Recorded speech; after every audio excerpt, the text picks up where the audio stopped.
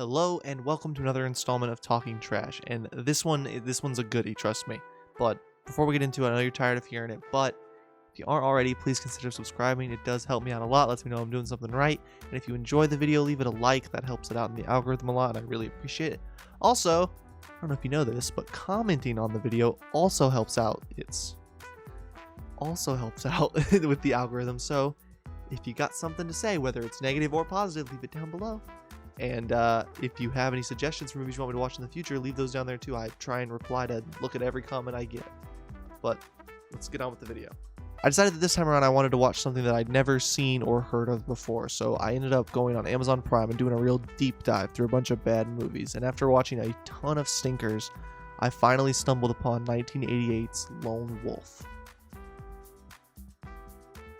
On paper, Lone Wolf is one of the greatest movies of all time. It's got drinking. Anybody want to go out back for a little comfort? Ooh-wee. Sex.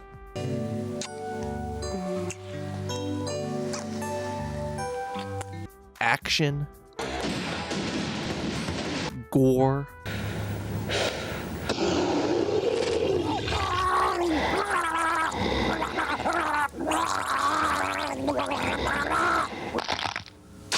And rock and roll.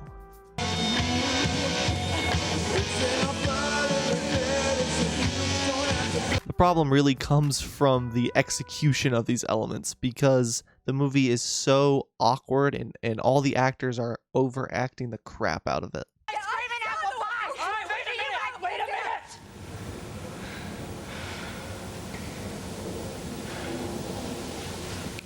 I mean, what's going on here? If you want a perfect example of this, just look at this scene here and watch the girl on the right's face. Yeah? Those are the kind of chicks that dance together. Now him, I'd dance with. He looks dangerous. I like that. It's exciting. In literally every scene she's in, she's just making weird fucking faces.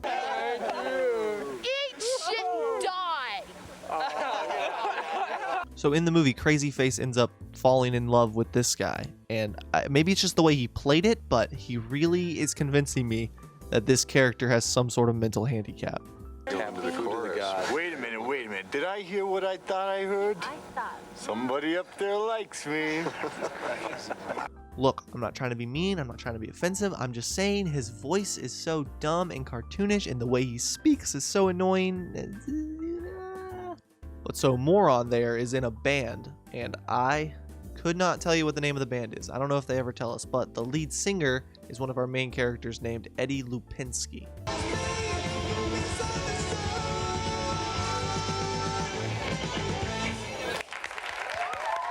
And Eddie looks very, very similar to a young Walking Phoenix. It was very distracting to me when I was watching it. Well, eat your breakfast now, or you'll be late for classes again.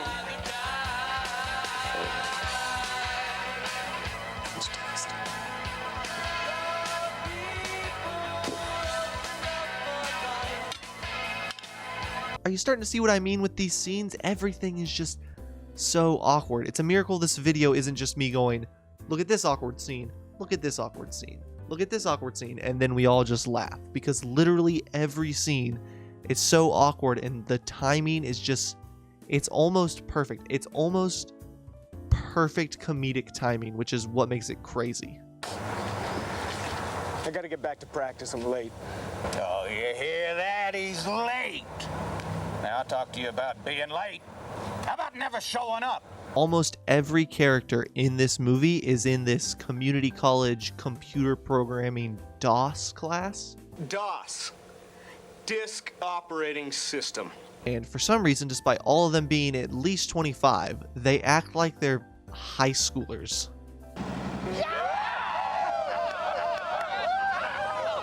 These are the jocks in the movie, and for some reason they're over-the-top high school bully jocks, not community college jocks, you know what I mean?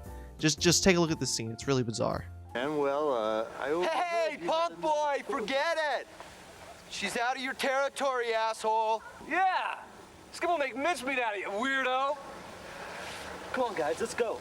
Come on. Watch it. He might have a switchblade.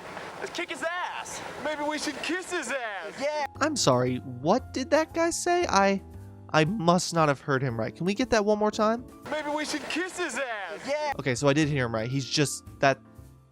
What a bizarre threat. Hey man, she's out of your league. No way, nerd. Come on, guys, come on. Hey man, maybe we should kick his ass. Yeah. Maybe we should kiss his ass. Kiss his ass. Huh. Maybe we should take him out on a nice dinner later. Yup. Yeah, we should. Yeah, maybe we should walk him home afterwards and give him a kiss goodnight on his doorstep after having a really long, meaningful conversation on the way home. You tell him, man. Yeah. Maybe we should date for a couple months and then meet his parents and have him meet ours. You fucking meet the shit out of his parents. And after we've dated for a while, maybe we'll get down on our knee and propose. Maybe. Who knows? You know? And after a little longer after that, you with me, boys? You with me? I'm with you. We'll fucking marry your ass, bro. We'll fucking get married to your ass in the light of God, bro. In the light of God. Yeah. And then on our fucking honeymoon, dude, you better believe I'm gonna kiss your ass, but not before, bro.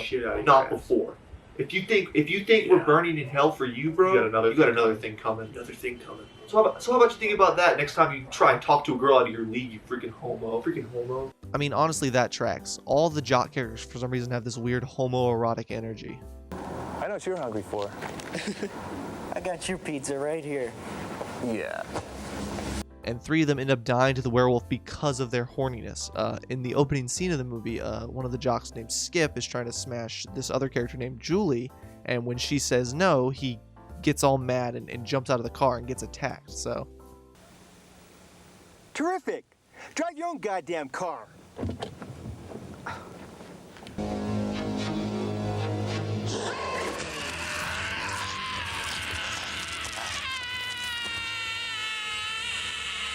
Later, this guy sees Deirdre go into an alley, and when he follows to try and fuck her, I guess, he gets mauled by the werewolf in an alley.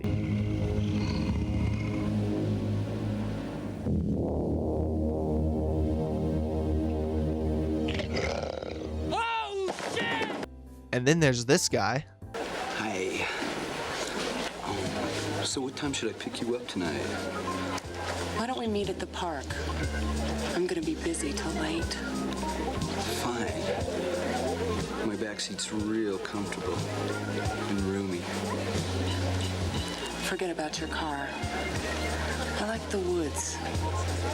There's more privacy, you know? Listen, you just supply the blanket, and I'll supply the heat.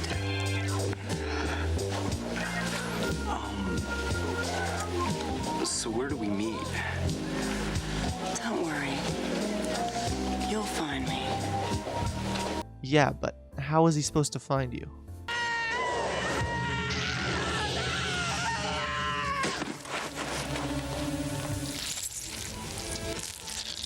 So the movie sort of presents the werewolf problem almost as like a whodunit, and it's up to Joel, who is our main character in the movie, and Julie, who is the girl whose boyfriend got attacked after she didn't let him smash in the opening, and so both of them are trying to solve it. So Joel and Julie are talking in the library about meeting up later to try and solve the case, and this happens. Well, I have a couple of ideas on how to piece this together. So maybe we could meet tonight at 7 o'clock and talk about it?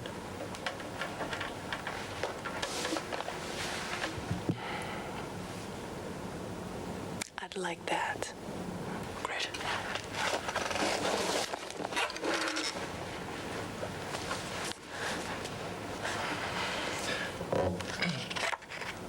So, Julie, now that you're single, how would you like to take a real ride?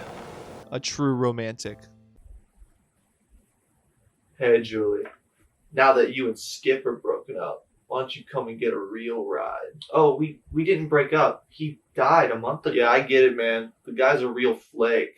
You should be with a real man. Joel and Julie end up breaking into the teacher's office and using his computer to try and compile some sort of list of werewolf murders, and they end up sharing this really romantic moment over the death of Skip. And Skip. Skip.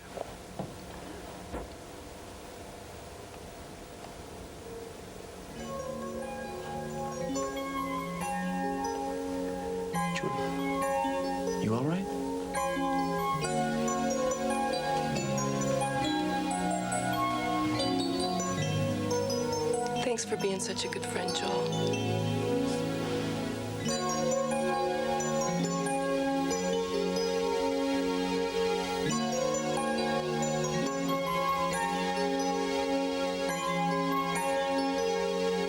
Mr. Jessup. They get caught, but don't worry, Joel's got a plan. Now where are we gonna go? Leave it to me. After this, we see Crazy Face getting chased by the werewolf.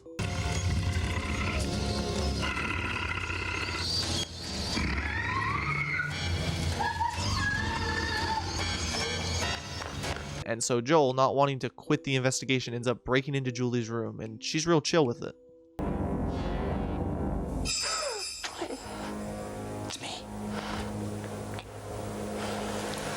Which is a creepy enough thing to do, breaking into a girl's bedroom, but what he does next is way creepier. What time is it anyway? Is it midnight already? It's 12:30. I got tired of waiting. My alarm must be screwed up again.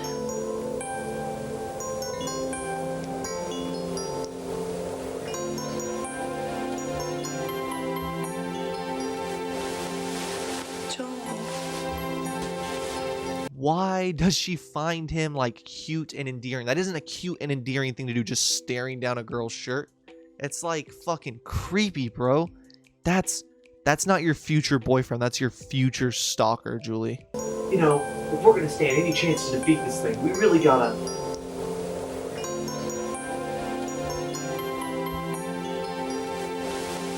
Joel and Julie then head back to the school where they already were.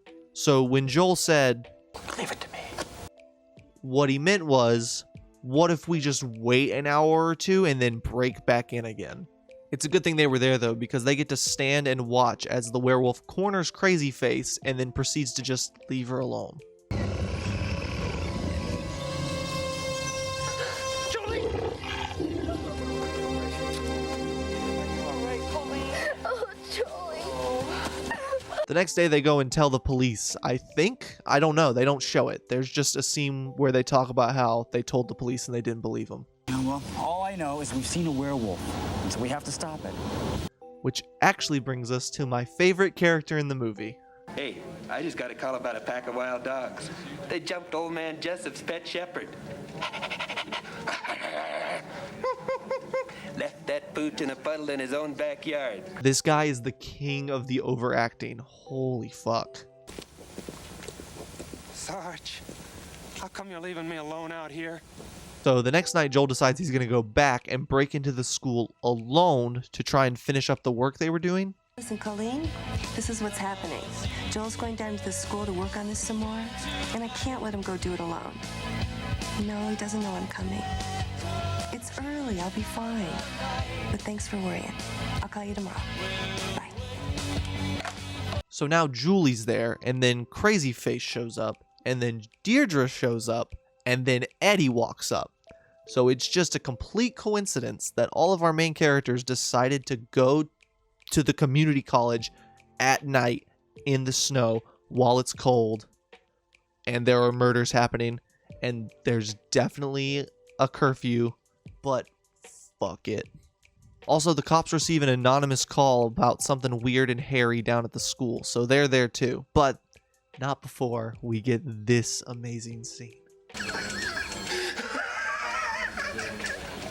Kaminsky! Come on, will ya? Okay, Sarge. Hey, Joe. Shh. We're chasing something very hairy. Kaminsky! It's not funny. It doesn't make sense. He's going way too hard the whole time, and it works. It's just right down that line, you know? It's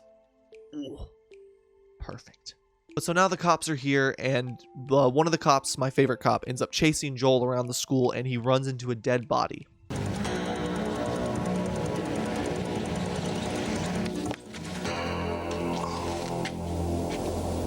Sarge! You better take a look at this. Oh, isn't that where we saw the Lipinski kid? Yeah, it was right around here. All of our leads run for some reason, and so the cops just assume that all of them collectively have been doing the murders. Police department has put extra units on to comb the entire area, and we expect to have the 5 suspects picked up by the end of the day. That's all I have right now.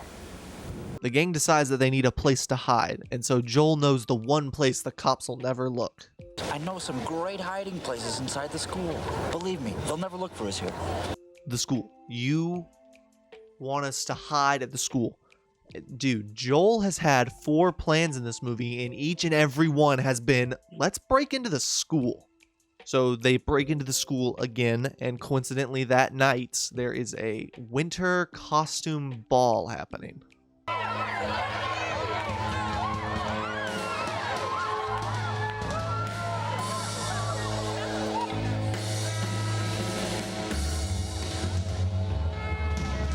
And we also learned that somehow Joel has a gun and has smelted down his father's silver into silver bullets. We don't see him do this. We are told about it after the fact.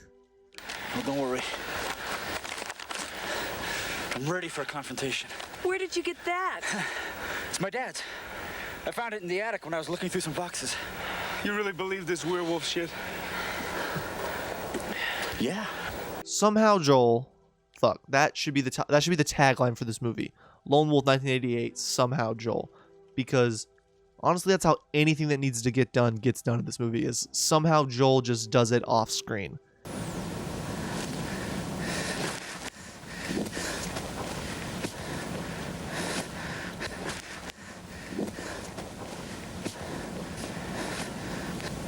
But so, somehow Joel has used the information from the previous murders that the werewolf has done to track its location and predict where it's going to be. And he says it's going to be at the school. Well, I've got a good indication. All right.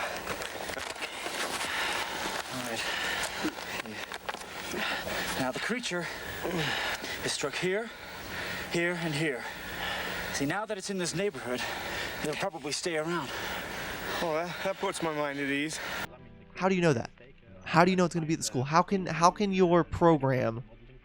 It should be random, right? There should just be sporadic werewolves. Sometimes he's attacking people in the woods. Sometimes he's attacking people at the school. Sometimes he's in an alley. There's no logic. There's no path to follow. It's just wherever the werewolf happens to be. But somehow Joel knows it's going to be there. And by God, is that werewolf there.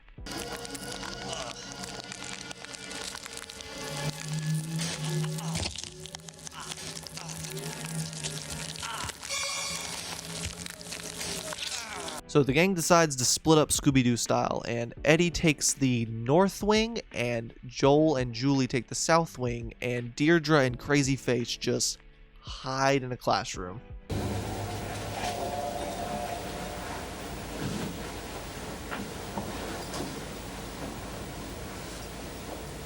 Really? You can't see them? You really can't see them, huh? Must have been the wind. Joel and Julie hear a strange sound, and, well, I'm just gonna let it play out. It's so dumb. All right, I'm gonna go check that out. I'll be right back. Joel, please don't leave me. I don't want to see anything happen to you. Yeah, I'll be okay.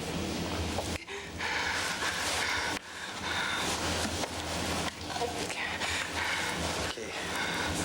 Here. I want you to take this.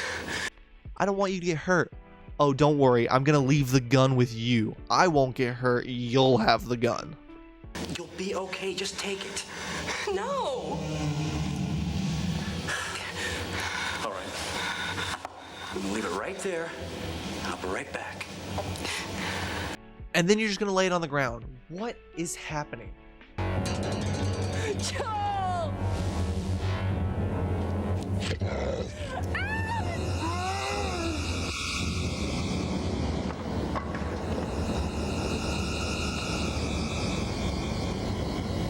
So she doesn't have the courage to take the gun, but she has the courage to slam the werewolf with the chair like it's a Monday Night Raw. So the werewolf ends up going on this huge rampage at the ball. Young man, you will leave the stage immediately. What a bitchin' costume. How dare you raise your hand to me?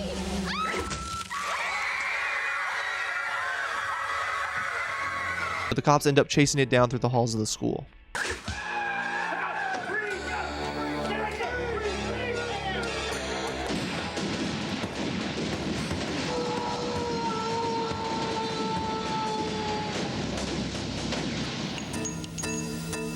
How is every single one of those cops not riddled with bullets?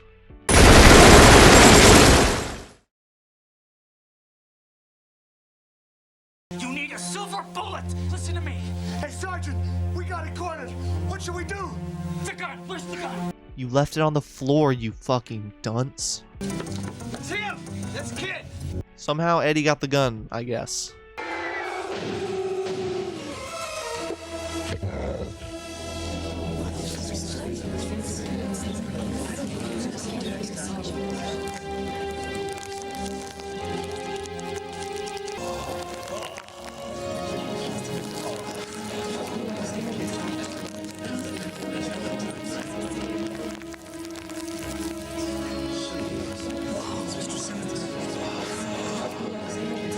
Wow, it was the teacher the whole time. One question, sir. Excuse me. I have to thank these people right here.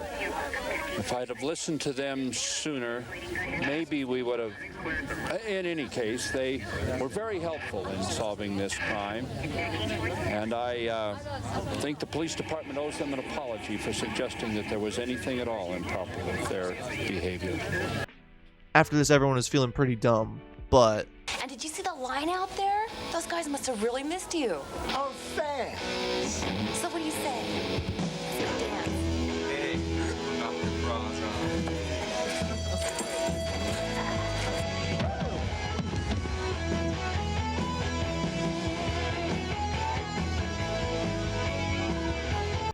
Everybody's dancing and having a great time, and I mean, look, even Eddie's aunt is getting down with the sickness.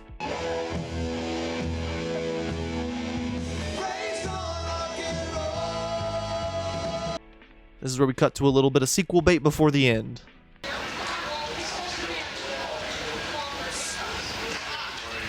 You say a dog or a wolf attacked you at the school dance last night?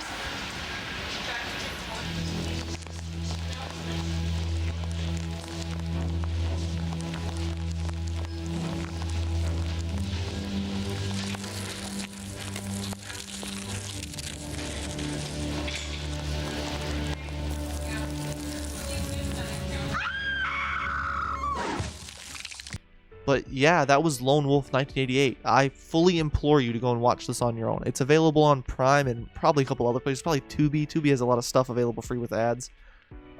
It's a terribly awkward and fun horror movie, and there was a lot of stuff that I didn't talk about. There's a lot in there that isn't even in this video at all. For starters, I didn't even talk about the rock and roll. There's at least 4 full-length original, I believe, rock and roll songs that have played during this that I didn't even touch. And there's also this scene here, which is probably one of my favorite scenes in the movie, where these men just literally don't stop laughing. Wait. So she puts her leg up on the seat, see? I mean, this broad is big.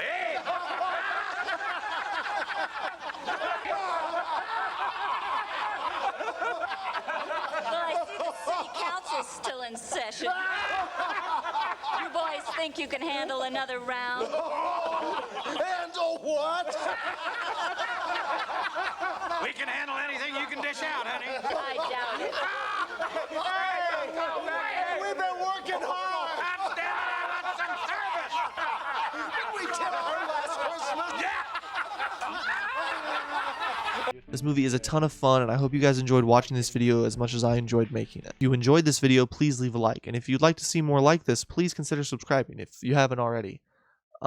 If you want to leave a comment, I try and read every single one. If you want to recommend a movie to watch, if you want to tell me how good my videos are, if you want to tell me that they suck, all of that's great. I love some good criticism, and I love some great compliments. So everything's welcome. And if you want to help the video out, but you don't know what to comment, just comment something real cool like "fuck Chud." You know, that's all. That's a classic. Yeah, I think that about wraps it up. I hope you guys enjoyed the video. I hope you enjoy the rest of your day. And like I say at literally the end of every single one of my videos, I've never missed one.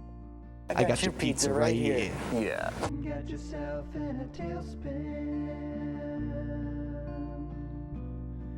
It's going round and going down.